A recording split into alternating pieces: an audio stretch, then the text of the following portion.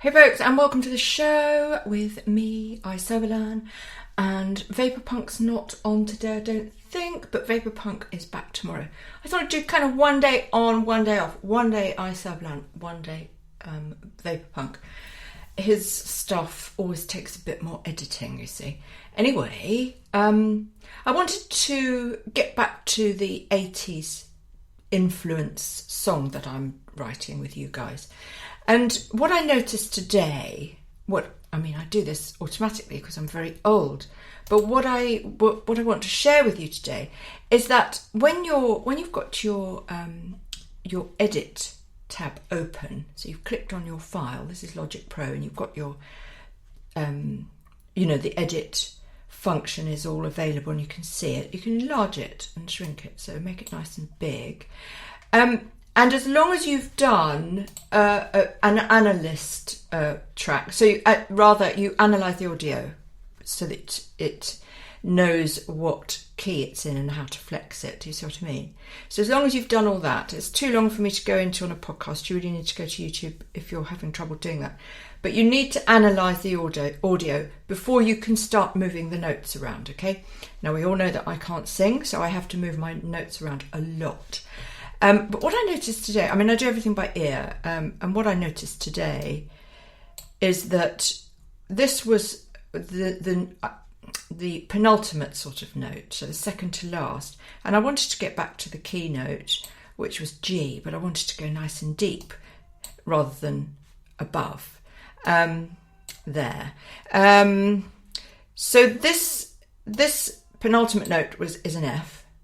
Okay, the one before that is a G. So we've got G to F, and it's in the key of G, but I wanted to add a little bit of interest. So I took it down an octave, right?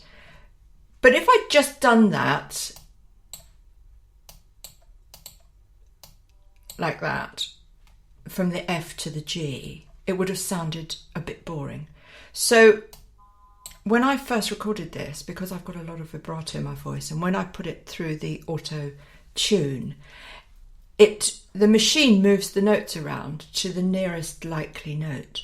And you can make advantage of that. Sometimes you've got to shift it because it sounds too awful. But I really like this sort of long vibrato. Can you hear it? So it's just slightly out of tune. So you've got quite a lot of pitch drift there. And I think it sounds like the song isn't finished yet. And we don't want the song to finish yet. Yeah, this is the chorus line, the riff, but we don't want it to end yet because we've got a lot of, we've got more verses, we've got more chat, we've got more lyrics. It's about love. It's a love song. It's an 80s love song. So we've got to find out. I'll do some research and find out what everybody cared about in the 80s. So that's just what I wanted to tell you today. Don't be too easy to, get rid of your pitch drifts. But also, I love the way we go from an F to a G instead of a full octave. It sounds so much more angst, and jazz players will know that as well. Because it's the inverted chord. I won't go on about that. That's too difficult. But do you know what I mean? And the way to do this, I think, and get the best out of it, is to spend 2 or 3 hours on each section of your lyric and play around with the notes and find out what you think sounds lovely. You can be really obvious, like a Christmas carol. Christmas carols are always really obvious. A nursery rhyme, they're always really obvious. So lots of arpeggiated sort of movement, etc. Pop songs are quite similar, but actually to be expressive, to write an expressive pop song, you need to bring in a bit of something a bit unusual and something a little bit desperate. And I think this pitch drift is perfect. It's very similar, as I say, to a vibrato that you would play in cello anyway. Now, the other thing I did was this final note, I upped the vibrato a bit, so it's 23%. Normally I take all my vibrato out, but I quite like on the last note of each sentence to keep the vibrato in. That's just something that I think improves the overall sound of things. Okay, so let's have a look. Where are we? We are recording. Yes, I thought we weren't recording then. How terrible would that have been? So here we go. This is your freebie, and look, it's a long play. It's 17 seconds, which is very long for us. And what I wanted to do was allow you all to use this in your shorts. And obviously, if you've got a minute long short, you'd have to play it 4 times. Do you want to do that? Well, yeah, if somebody's leaving you, maybe you do. But certainly twice wouldn't be a problem, but it would be 34 seconds short. Okay, so maybe showing some photographs, something like that.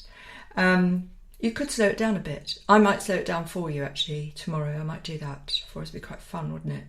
So this, let me see what the speed is there. 74. I actually upped it. It was quite slow earlier, so I've upped it a bit. You'll notice, if you're following all of these broadcasts, you will notice, actually, that I do change it every day. So I have no idea what the final version is going to be like, really. And I haven't mastered it yet. I mean, I've put it through a little bit of mastering, but it hasn't been properly mastered in the way that I would want it. So loads to do. So I'll get on and write the next verse. You have some fun making your own ringtones and your own music for your shorts. Okay, guys, back tomorrow. Why you say it's over? Why you say you're leaving? Take the journey.